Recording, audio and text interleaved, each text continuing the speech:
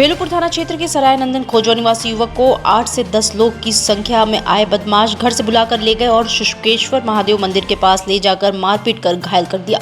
सोमवार को अस्पताल में इलाज के दौरान युवक की मौत हो गई। इसी बीच आरोपियों के विरुद्ध कार्रवाई की मांग को लेकर नाराज परिजनों ने युवक के शव को आईपी विजया मॉल के पास रखकर चक्का जाम कर दिया। पुलिस ने मृतक युवक के पिता की शिकायत पर आरोपियों के खिलाफ मुकदमा दर्ज किया है। लेके गए, बोले दोस्त बुला रहे, चलो भाई। मेरे भाई को ले जाके गली में सब बुरी तरह मारे, कपड़ा ठूस के। पूरा मामला बताइए, कहाँ का मामला है, कौन बच्चा? सुकुलपुरा के पास, सुकुलपुरा सराय नंदन खोजवा बनासी नहीं, शुक्लेश्वर महादेव मंदिर के पास मेरे भाई को मुंह में कपड़ा ठूस के डंडे से मारा गया है। मोदी जी, योगी जी, मेरे भाई को इंसाफ चाहिए। ये उसका बाप है, मैं उसकी बहन हूँ, उसके जैसे मेरे बाप को दर्द हो रहा है वैसे उसके बाप को भी दर्द होना चाहिए। उसको फांसी की सजा चाहिए। 15 के 15 लड़कों को फांसी की सजा होनी चाहिए। पहली चीज पुलिस का केस हम लोग का 8 दिन हो गया, ये चीज हो गया। अब पुलिस आपको क्या कर रही है आज? अरे सर आपकी केस अभी हो रही है, केस हो रही है आपकी चीज 8 दिन। अच्छा नहीं, 24 घंटे में कितने आपको पता है कि पहले केस दर्ज हो जाता है।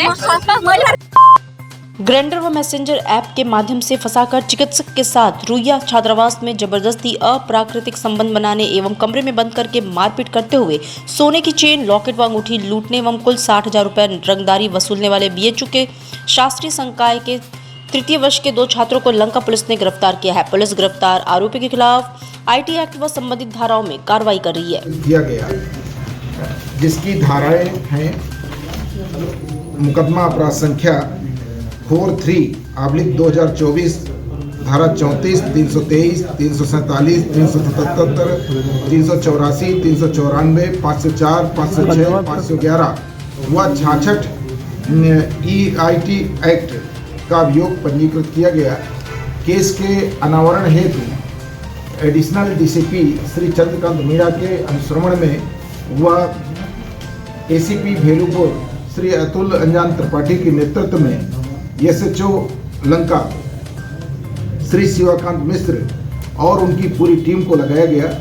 उस पूरी टीम ने केस का अनावरण करते हुए उसमें तकनीक का प्रयोग करते हुए और साथ ही साथ अन्य साक्ष्यों को संकलित करते हुए 2 अभियुक्तों को गिरफ्तार किया है।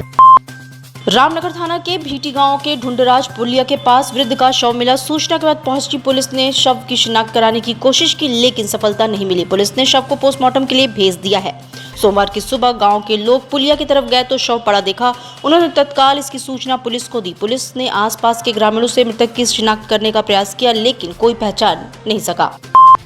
ज्ञानवापी परिसर स्थित व्यास जी के तहखाने में पूजा पाठ शुरू होने के बाद से अब तक लाखों भक्तों ने दर्शन किया है। इस दौरान प्रतिदिन देव विग्रहों के झांकी दर्शन के लिए श्रद्धालुओं की लंबी लाइन लग रही है। इसी बीच सोमवार को शिवसेना के दर्जनों कार्यकर्ता काशी विश्वनाथ दर्शन एवं व्यास जी के तहखाने का दर्शन करने के लिए पहुंचे। गुदौलिया चौराहे पर संगठन के लोगों ने हर हर महादेव के जयकारे लगाए। पुलिस ने सभी शिवसेना कार्यकर्ताओं को विश्वनाथ मंदिर के गेट नंबर 1 से प्रवेश कराया। दर्शन श्रृंगार गौरी का जहाँ स्थान है और जो नीचे तखाना जो वेद जी का मिला है, जो हमारा चीज़ है उस चीज़ पर जा करके हम लोग वहाँ पर जाएंगे, दर्शन करेंगे, माथा टेकेंगे, क्योंकि लगभग हम लोग 2.5 दशक से इस लड़ाई को लड़ते आए हैं और बड़ा शगुन है कि सनातन धर्म का एक सांस्कृतिक को हमारे जीवित हुआ और हमारे न्यायालय और अधिवक्ता ने जिस तरह से लड़ाई करके सहयोग किया, सनातन धर्म की चीज़ों को सही उजागर किया, उस उजागर को हम लोगों ने सब समाज बीच में रखा गया। उसका हर्ष उल्लास के साथ उनका अभिनंदन और स्वागत करते हैं।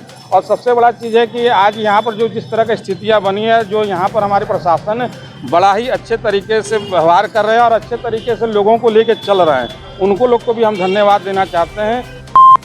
नेशनल ग्रीन ट्रिब्यूनल की सख्ती के बाद अस्सी नदी के संरक्षण को लेकर नगर निगम व जिला प्रशासन सचेत हो गया है। सोमवार को स्थानीय लोगों के विरोध के बावजूद नदी की मापी कराई गई। कंचनपुर समेत आसपास के इलाके में नापी के दौरान अवैध निर्माण चिन्हित किया गया है। यदि अतिक्रमणकारियों ने इसे स्वतः नहीं हटाया तो नगर निगम प्रशासन ध्वस्त कराएगा। सख्ती के बाद लोगों में खलबली मची है। नगर निगम की टीम पहुंची तो कंचनपुर इलाके में लोगों ने इसका विरोध किया। विरोध के बाद भी टीम नापी कर वहां से वापस लौट गई। नगर निगम की सीमा में शामिल किए गए 9 शहरी क्षेत्रों में व्यावसायिक भवनों से यूजर चार्ज वसूला जाएगा। इसको लेकर नगर निगम प्रशासन की ओर से सर्वे कराया जा रहा है। अब तक 3,350 भवन चिन्हित किए जा चुके हैं। खासतौर से कचरा उत्पादन करने वाले प्रतिष्ठानों को इस दायरे में रखा गया है। नगर निगम प्रशासन यूजर चार्ज वसूलने के लिए एक कार्यप्रणाली विकसित कर रहा है ताकि लोग आसानी से टैक्स जमा कर सके।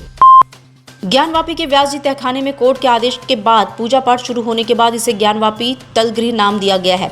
पूजा पाठ शुरू होने के बाद से यहाँ लाखों भक्त झांकी दर्शन कर चुके हैं। अब तक तलगृह में घंटे की भी आवाज गूंजेगी। इसके लिए काशी के 2 श्रद्धालुओं ने 11 किलो का घंटा, आरती स्टैंड, घंटी व घड़ियाल दान किया है। भक्तों ने इसके लिए अपर जिला मजिस्ट्रेट को प्रार्थना देकर दान करने की अनुमति मांगी है, जिसे मजिस्ट्रेट ने स्वीकार कर लिया है। जिनको हम लोग जो है महेश रस्तोगी जी के द्वारा, हमारे द्वारा एक घंटा, एक घंटी, एक आरती और एक घड़ी घंटाल ये प्रदान किया जा रहा है और वहाँ पे जिलाधिकारी जी उसको दिलवाएं और दिलवा करके वहाँ पे नियमित जो भोग आरती हो रहा है उसमें ये प्रमुख रूप से प्रयोग आने वाली वस्तु है। इसके बगैर भोग आरती अधूरा होता है। इस दृष्टि से हम लोग इसको प्रदान कर रहे हैं। कितने किलो का घंटा और कुल कितने का किलो का सारे सामान है? चारों वस्तुएं 11.5 किलो के वेट में हैं, जिसमें 9 किलो के आसपास का घंटा है। और क्या क्या चीज़ें हैं पूरी? एक घंटी है, एक 5 बाती की एक आरती है और एक उसमें घड़ी घंटाल है। ज्ञानवापी को लेकर हिंदू पक्ष की ओर से जिला जज की अदालत में एक और याचिका दाखिल हुई है। ये याचिका हिंदू पक्ष ने गुप्त तहखाने को खोलने और उसके एएसआई सर्वे के लिए दायर की गई है।